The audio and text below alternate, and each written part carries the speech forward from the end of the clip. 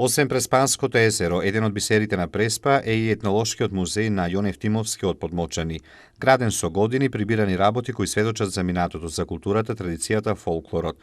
На млади години тргнал во Битола да си купи фармерки. Во село имаше многу добиток и децата под претежно тога бевне многу деца. И викаме ние преспанчаните наруга пасев говеда. Па така собрав во тие 3 месеци собрав некој динар и отидов во Битола. Значи Битола ни е најблиски град тука и поврзани сме Преспа со Битола, да купа фармерки. Така беше моето патешествие со мојот музеј. Не купи фармерки, шетајќи покрај Драгород имаше една комисиона.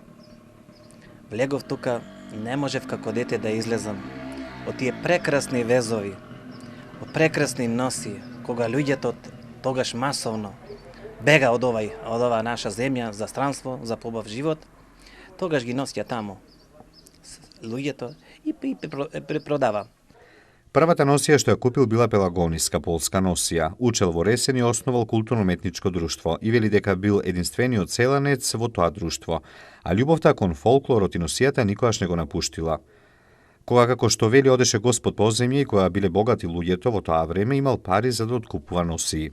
Одевне во Загреб, продавав јаболка, кој ќе се вративне, тогаш сите бевне со пари, располагавне. Немам обврски, значи имав татко и мајка, нема фамилија. Одев, почнувајќи од, јас ќе викам, Преспанчаниве, нашава општина. Ја купав првата носија од моето село, па после од Долна Преспа, градската ресенска носија. Кога ги изедов 3, сега ќе одам во Пелагонија, пошто ние сме во епархијата Битолско-Преспанска Пелагонија. Со текот на годињето запознав неколку луѓе, ми кажува кај имат, што имат, како се вика деловите, пошто јас не сум етнолог. И викат ќе бараш горноселски. Почнувајќи од горните села, Буково, до краја тамо Левени, сите села ги имам поминато. И го имам откупено прво горноселските носи.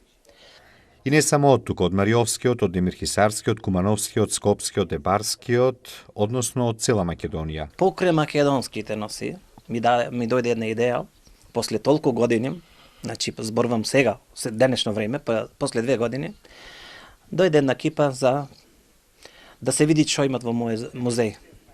Меѓу сите имаше еден албанец, по националност. И му кажувам, кога го виде, значи, во една македонска куќа да го имате еден македонец куранот и носите албанска, турска, влашка, значи сакам да докажам со сум сите етникуми отворен и јас рече работам во Министерство за култура и ќе ти помогна нешто. Помогна човек колку што помогна, ево ова година сега јубилеј ќе спараме. Ама она што го очекува после толку години да промовира Македонија, не го очекував значи јас сум заслужена, значи мислам многу поќе да еден преубав каталог заслужен со овие години.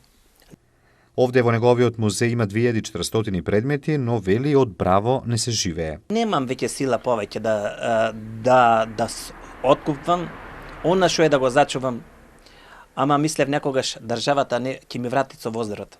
Кај мене се биле амбасадори, председатели, од каде не. Продолжи, браво, викат, со браво повеќе не се живеат.